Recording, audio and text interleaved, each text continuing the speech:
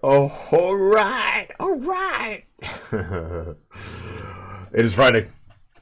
It's Friday. How dare you?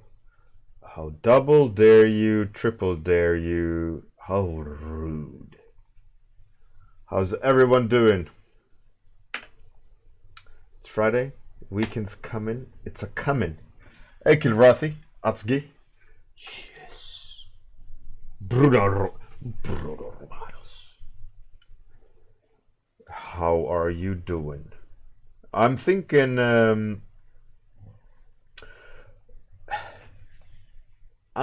today is a good day. How's the microphone volume? I was listening in on episode recently, and it sounded like the sound was breaking because the audio level went too high. So I lowered the microphone a little bit. Hopefully, it won't like distort insanely. Hey, Gria, Zialin, how's it going? Oh yeah. Let me add that text. Oof. Look at that. That is the deadline. Tick tock, tick tock, tick tock. You do apostrophe deadline. Plop, and you should get that. Ah, you see? I figured it out. I now know how to add things like that to the Nightbot. Yeah, so apostrophe deadline for the remaining time. And even if I'm offline, the Nightbot will be there, so you can go to the channel and write deadline, and you'll see it if you need to. And also, I have made it so that any of the current commands and any future commands will be replicable on the Discord. So if you want the deadline, just write apostrophe deadline on Discord and you'll get the same prompt from Nightbot. So it's cross-platform. Cross-platform functionality. Hey there, Rada. How's it going? Cosmoverse, how's it going? You did? Oh, that's awesome. Hey, Avoodoo Breakfast, how's it going? Are you guys and girls nervous? You have approximately 10 hours left. Then the deadline, a hard deadline at 8 o'clock GMT PM. I'm not gonna allow anyone like, oh, it's 1 minute past, please. Then you should have done it 1 minute earlier. You see? So at official on internet 8 o'clock GMT, I will make a post on the forums saying it is now closed. So make it happen. I don't want to get a PM from someone saying, for example, ArtStation competition. I was at the airport with my kids on a laptop making my final submission, waiting to go board the plane, and I was like hitting submit. So there shouldn't be any excuses why you would miss the deadline. I mean, there's tough luck sometimes, but you know. Hey Morphe, how's it going? Alright, what should I draw? First come, first serve today. I feel like it's a first come, first served type of topic day today. A landscape. Cosmoverse. Why are you doing that to me? Alright. Landscape it is. Landscape by Cosmoverse.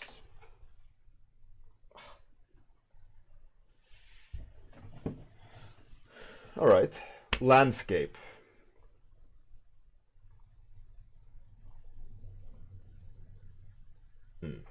Hey, Sophia, Alex Design. How's it going? Landscape, landscape, landscape, landscape. All right. Okay. I have a picture in my head. And that bend, that bend in the selection was not a part of my head. This little weird dip. Let's make that selection a little bit more interesting. How's everyone doing? Are you guys and girls, or you people? I should better just train myself to say people rather than guys. Still sleepy-eyed. In Swedish, it's called either like dust in the corner of the eye or porridge. But porridge sounds so nasty.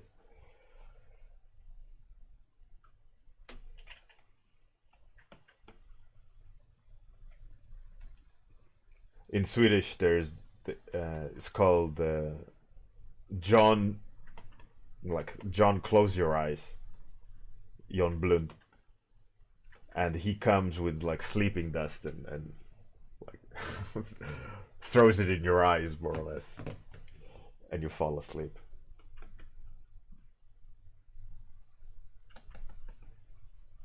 I remember that as a kid on TV. There was some freaky movie about, or like a cartoon about Jon Blund coming with his bag of magical dust and like blows it in your face and people fall asleep. It used to kind of freak me out a little bit, like, ugh.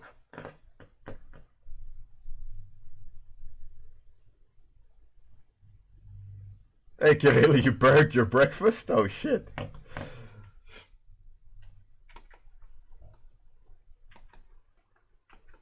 What did you burn? Bacon?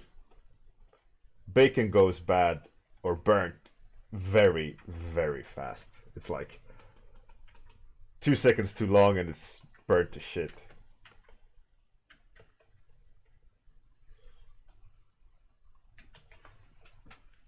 Anyway, so like I said, the deadline is 8 p.m. UK time. So don't be late. I don't want to be the person that, you know, rains on someone's parade, but it's got to be done. If in, you know, so it's fair for everyone. So if you want to submit and be a part of the competition, make sure you do it before 8 o'clock GMT. And if at some point you are not aware, you can come to this chat and write 'deadline, or in Discord 'deadline, and you'll get a URL where you can see the countdown. And it's an approximate countdown. It's not like you stick to that countdown, but looking at that countdown, you should have a fair understanding of when 8 p.m. GMT is. Coffee.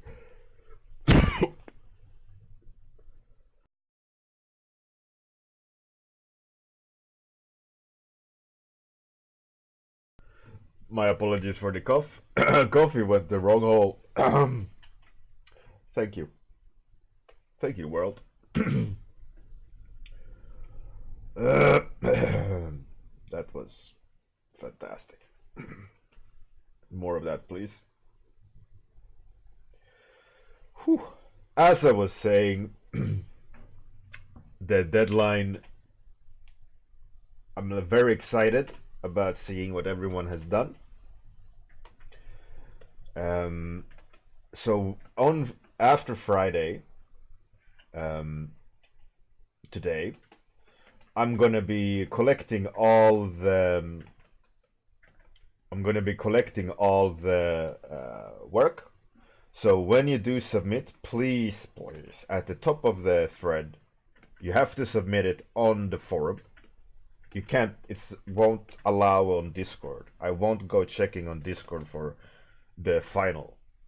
Everything has to be put on the forum, on the final work in progress and finals thread, right? uh, clearly labeled and using the correct naming convention.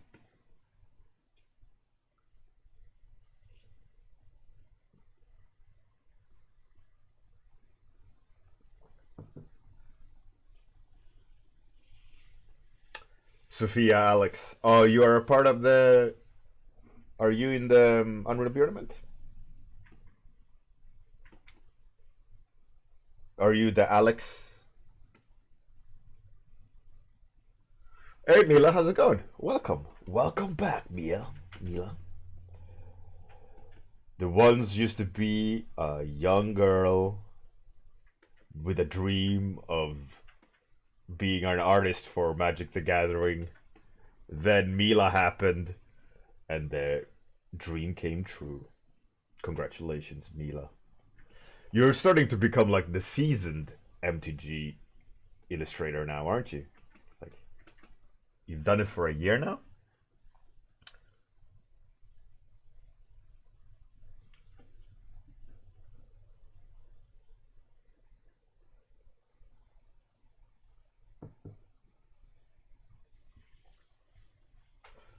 Mila, that's awesome. Now that you're a dream. Yeah, dream big. Hey! Jeez. Um, but yeah. It's so, I love, I've, like, I've been a teacher for many years. I taught at the CG Master Academy for 4 years, and many workshops all around the world, so on.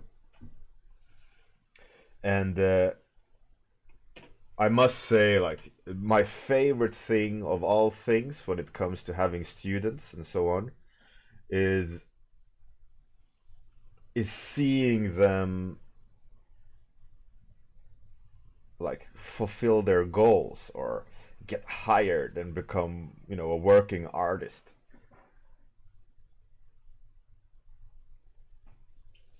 Hey, Jelka. Jel, Jel, Jelka. Jelchka. Jelchka. Alright. How's it going? Good morning. Oh, Sophia. Alright, that's cool. That's cool. Welcome. Welcome to the warm-up community. Oh, yeah.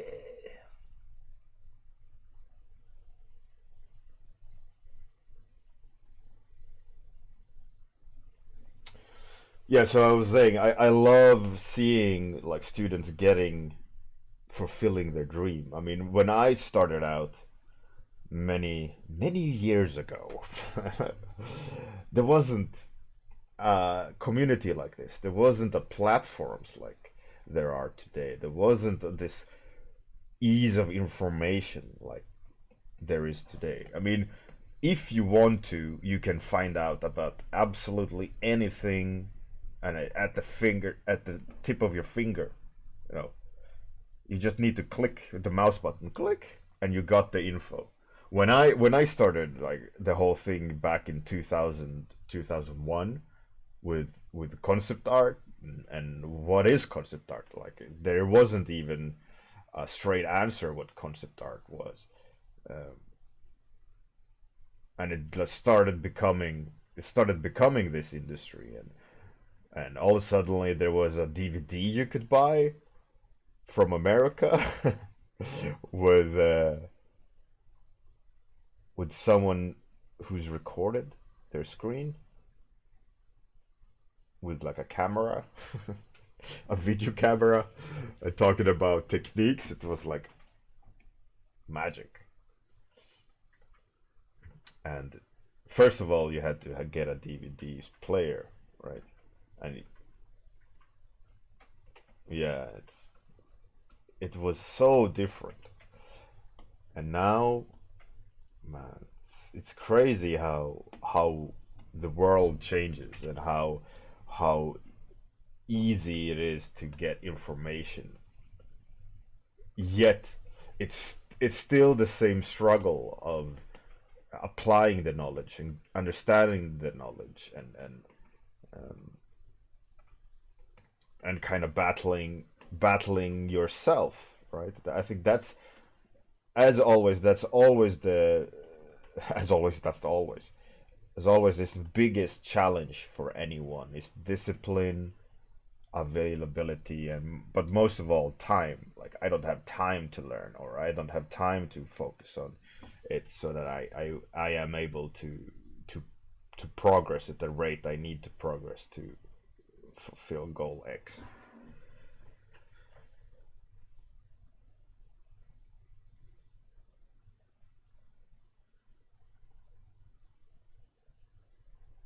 Sophia, Alex, uh, no, it's not too late. It's never too late.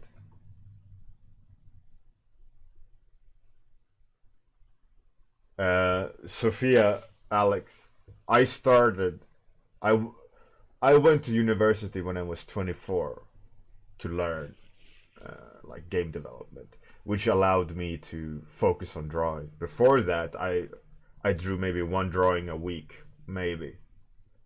And then when went to uni, I had the ability to just go, die hard, and only then I was able to progress at the rate I needed to progress, or it was more or less like a rocket, space rocket, like screw this, I'm going, all out.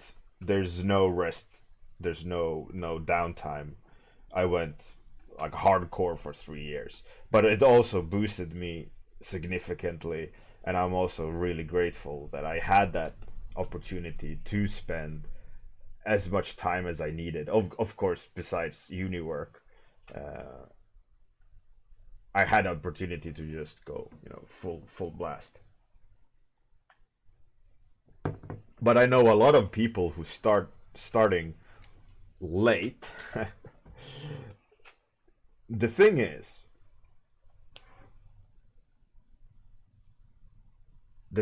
what a lot of people forget, um, with this kind of uh, rat race about, or you have to start as soon as possible to get as good as possible. Um,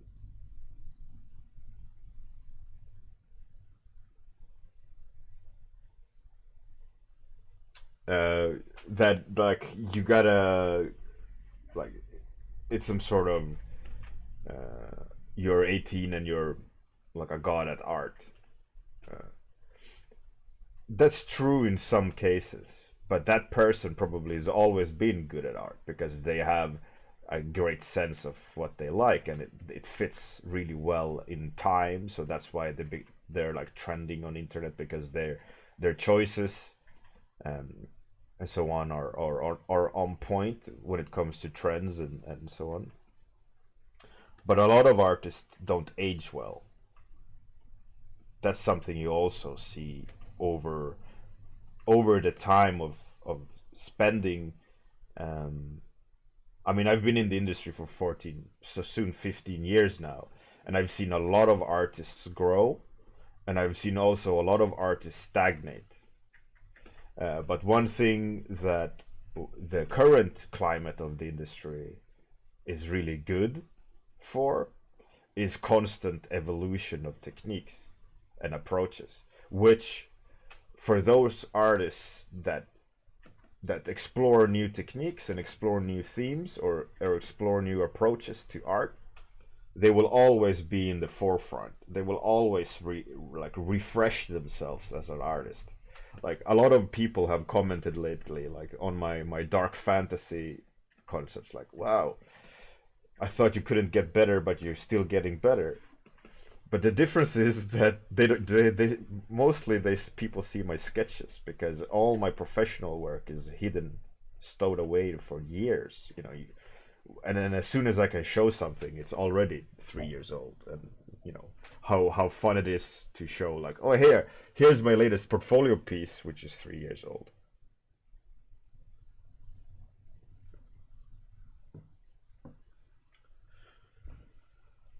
Well, you see, Kirill, at 31, you got your first game job. It doesn't matter. And one thing that I was gonna mention, which I kind of lost track of, is the older you get, usually means that you spent more time considering taste and knowledge. And a lot of people that are younger, I've noticed this in my all of my students and so on. A lot of younger artists haven't developed a taste of what's interesting for them or a voice for them based on experiences. Not only like, oh, you haven't seen Madrid, then you're, you know, come back when you're plus 5 years and you've traveled the world. To some degree, that is true, but what you can, for example, being an older guy versus a younger guy, seeing a younger guy having issues saying, for example, no, or I don't agree, or or oppose an opinion in a constructive way without being emotional, right? For example, if someone would say, "Oh, do you like this movie?" It's like you. I mean, this is a bad example, but you can either go yes or no. But if you can say like, I don't like the style that they did this in, or it's not my, I don't like those kind of movies, and so on. I mean, the more experience you have, the more formulated your opinion gets. And that's one thing I see older people have an advantage of over younger people, is that the younger people, they're kind of like just running. They have all this energy and they can't focus it, right? They're like, ah. While for good and bad, the older person has less energy, but they know more of what they like. But that could also, like I mentioned before, work against them because they're stagnating in their opinion, or they're stagnating in their skill set, or they're stagnating in how they see things because they have lived a longer time. So they have formulated their opinions stronger. It's harder to shift that line. For a young person, there is no line. It's just an area, a general direction.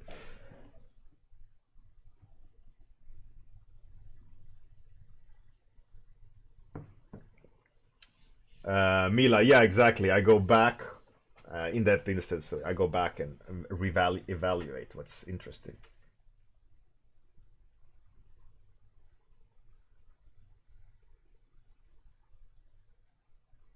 Sophia, yeah, absolutely. I mean, younger artists, for example, they bring different things to the table due to them growing up or being influenced differently than an older artist, obviously. You know, if an older artist, like, let's say I am a 80s kid, right? I'm born 1980, so I'm 38. My childhood is based on Ninja Turtles, you know, all these things that are completely different from, I mean, Ninja Turtles themselves are absolutely day and night from the 80s versus or early 90s versus the latest version of the movie. Like, people that are like, oh, yeah, Ninja Turtles, they are these kind of whatever latest version of it. For me, that's not Ninja Turtles. Ninja Turtles are the shitty cell shaded animation, you know, back in the 90s. But each person, due to their experiences, brings something else to the table, right? Um, and some people are just really, really good at cultivating their opinion, old or young. Some people have been coached, like how to like let's say art direct themselves, so that they don't really struggle when it comes to formulating their opinion through art. But I think it's a very common thing. I think I'm gonna be talking about this at IFCC this year, about art directing yourself. Hence, I have quite a lot of opinions about it. I've been starting to formulate my talk or my workshop there, because I'm gonna do a workshop, I think, for a day, for those who are interested, where I will coach them a bit, be a little bit more hands-on. Um, but anyway, so I think a big part of it is like being stuck in learning, being stuck in pushing skill set, which is easily you can confuse yourself a lot by technique versus art or voice or opinion, because it if you like let's take my warm-ups as an example. I do a warm-up every morning for half an hour, and like no, Cosmoverse told me draw a landscape, and obviously I'm drawing a lot of about my tastes, about my artistic abilities, my skill set, but also due to the fact that it's spontaneous, it's like the grind aspect of it, right? I'm grinding these out because it's not like I've been wanting to paint this painting for a week now. This is spontaneous autopilot drawing. And I think a lot of drawback what comes from being in the grind all the time is that you're losing your opinion a lot, and your artistic opinion. Like some of you, for example, you post everyday sketches, and a lot of the sketches, I mean, I'm not shitting on them, I'm just taking it as an example. Same applies to me as well, obviously. I'm just pointing out that I'm not alone in it, right? Is that a lot of it doesn't have really a statement in it. There's a lot of empty art like this one. I'm forcing a narrative into this painting now, right? I'm trying to make it moody. I'm trying to make a statement here, using narrative tools of how I want to explain the drawing, right? I want it to feel like a singular pillar of rock here is the more important one. But in the end, it's like it's an empty drawing without the point. And a lot of it is, for me, on my end, it's production art damage, right? Because it's not fine art, right? I'm making a product. Every day I'm making art that is geared towards a product. It has to be informative, descriptive, and void of suggestion or mood in a way, because the end product where they will use my design will be the full picture. That will be the mood, right? Or that will be the voice, that will be the narrative a lot of times. But a lot of, like, when you do design a character or a monster that needs to be a part of that puzzle that dictates the mood or the narrative, you also have to design narrative in mind so that the whole picture comes together as a, you know, a well-designed monster product on a battlefield, you know, when the moon is whatever. So it's a little bit of confusing, and that's where a lot of people get stuck in the grind. Like they're artificially applying a narrative to something that is just okay to be just shit drawing or a sketch.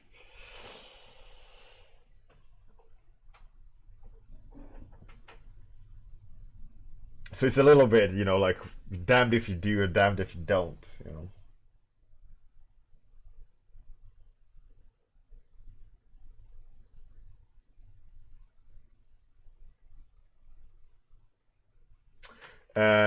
Alessandro,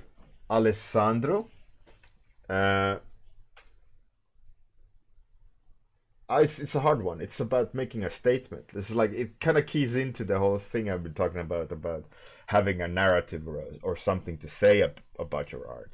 I think, generally speaking, majority of all people in any industry, they get stuck in imitating rather than innovating. And those people who try to innovate for the sake of innovation, not for the sake of having a statement. And when you innovate for the sake of innovation, like, I'm not gonna make a blue person, I'm gonna make a pink person, and they make that choice due to like arbitrary decision of just, I'm gonna innovate. Like this person is not going to walk on their feet; they're going to walk on their hands. But why? It doesn't matter. It's just innovation, right? I'm making something new, and those usually fail due to the fact that it's too abstract. It's not common understanding, and every time when you make something new or you innovate, you gotta interlace it with common understood keys of communication to the people observing it. Like that's why, let's say, very strange art movies, if you like miss 5 minutes of those art movies, you come back, you go to the toilet or whatever, you come back and you're like, what's happening? You've lost that fine thread that they're building to explain their abstract idea. And it's the same for any project, or let's say tabletop. um, if you try too much, you're gonna fail. If you try too little, you're gonna fail. And those people who usually are at the top, they can thread that line perfectly of coming up with something new, but keeping it back enough to be commercially successful. Because being commercially successful is about being average enough to sell, but have enough edge to stand out. You see, it's about finding that balance, and that applies to an artist as well. Like how well can you innovate while being communicative enough or average enough to be everyone understands, and that's where technique and taste comes into play. A huge part of it.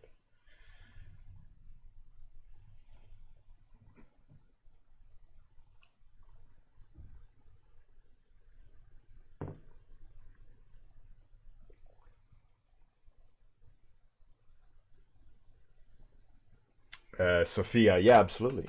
But you can also, if you don't, if you, I mean, there's many people who don't care about it or not conscious about it, and then that edge is lost. I mean, they're not pushing that skill set, and that's why, for example, some new artists, they intentionally decide I'm gonna have a voice, right? So they push that aspect of their skill set early on, and all of a sudden it's like, hi, hey, hold up, why do you have such a good taste now? Like, why do you have taste all of a suddenly, young person number 57? Because they've been conscious about it, they've been pushing that aspect. For me, I knew that I wasn't an illustrator by default. Like, my skill set doesn't lie in making beautiful drawings. uh, my skill set lies in being very creative. So I knew I'm not going to worry too much about being the perfect illustrator. Like, my goal wasn't to be hired by Blizzard to do their wallpapers. My goal was to be the guy that designs the things that goes on wallpapers, right? So I focused on coming up with great ideas, having visual narratives in design and so on, and pushing that aspect. And everyone was going like, hey, hold down, hold up. Why can you create so many different ideas so fast all of a suddenly? Well, it was my conscious effort to push that skill set of mine. And lately, I've been trying to like mash more steps together in my creative process, like moods, narrative, design. A lot of time I've spent perfecting the kind of technical aspect of it, and now I feel like a lot of work, which I don't like, is lacking that total package. So, for example, Mila, you mentioned I was going back to old sketches. I'm going back to old sketches where the design is good, but it's lacking that narrative. So I go in and just apply and correct full, like, the apply the package. Don't clip that. That can be that can be so good. Um, Now I lost myself. Yeah, so I'm I'm giving it like another pass of what needs to be corrected, right?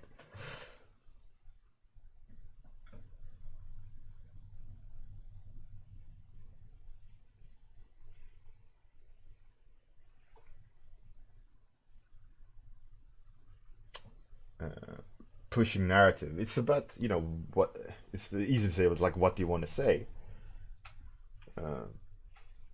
But it is. If you don't have a statement, or if you don't have a decision, like make a decision of what you want to say about the sketch. You know, at the moment, this warm-up doesn't have a narrative, other than it's very subtle. You can look at it and you can like scrape out the narrative out of this. Like, oh yeah, it's the single mountain, it's the strongest cliff. But that's it, you know. It doesn't have a narrative here. If I would later come back to it, I would go, okay, what do I want to make this out of? Should there be a spaceship landing? Should there be, you know, is there a, like, do they need to get to the top? Should I add some characters moving into the foreground? Is it a building somewhere? You know, is the spaceships leaving the atmosphere? Which is actually a good idea with vertical lines. Let's add that. Tangent city. Eesh. So now, like for example, this now there becomes a narrative in the painting. Like now there is a statement here. So I would if I would go back to something, I would think technically, like what's missing? Why does this painting suck artistically or technically? And then you go, okay, what do I want to say about this painting? Why does this painting deserve to be born? You know, like what's the story of this baby? You know, it's like, oh yeah, I feel like, what's the connection? Why should someone care about this painting? You know, oh, I want to show like they're leaving Earth, right? I like the idea of them fucking hating this planet and leaving it. All right, so let's try to communicate that, like, you know, have something to say.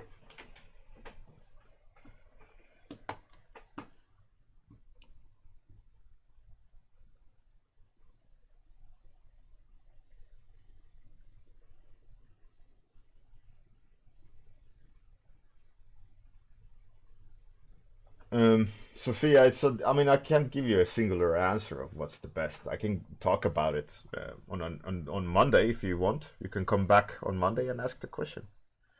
I'm happy to rant about things, as you heard. Let's raid someone. Christopher Kant. He's kind of doing a portrait. Kind of looked like a good beginning. Agoto, what's Agoto doing? Oof, that's a wicked, crazy design. Okay, let's ride Agoto. He doesn't speak much, usually, and if he speaks, it's Korean, I think. But he does cool art, so.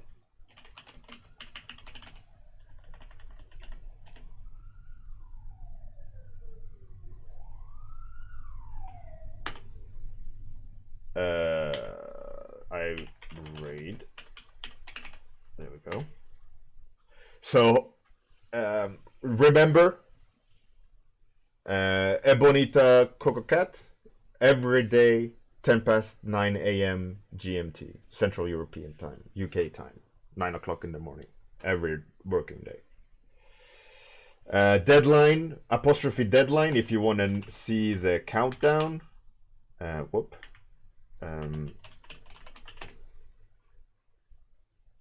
Go on Discord or Firestarter forum and post there for your final submission before 8 o'clock p.m. tonight. Outro, then I will take us to Agoto. Have a great one, everyone. I will most likely stream on my lunch. Toodles, bye!